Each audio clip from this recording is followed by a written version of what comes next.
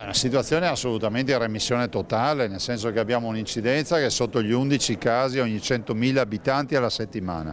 Ore 13, mentre il governatore Zaia sta inaugurando la nuova sede del SUEM 118 provinciale nella sede dell'ex seminario a Vicenza, la regione aggiorna i dati sulla campagna vaccinale in tempo reale.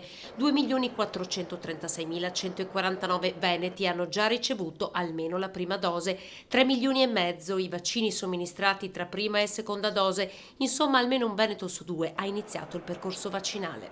Cala drasticamente l'occupazione negli ospedali, sia terapie intensive che ovviamente area non critica, e siamo arrivati ormai a circa un 2% di occupazione. Considerate che il limite da area rossa è il 40%, noi siamo al 2%.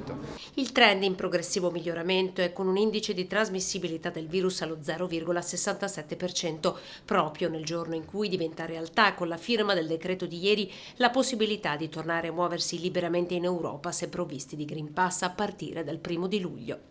Lo dissi ancora, penso, ad aprile dell'anno scorso, 2020, e parlai di passaporto sanitario, sembrava quasi una roba da dittatura. La verità è che se vogliamo circolare abbiamo bisogno di un certificato. I veneti ce l'hanno già. Mentre per chi arriva dal Regno Unito il ministro Speranza firma un'ordinanza che indica una quarantena di 5 giorni più tampone per proteggere il paese dalla variante Delta, che in Gran Bretagna sta già facendo impennare i contagi. Mascherina, una partita che il presidente Zaia dà chiusa già per il mese di luglio.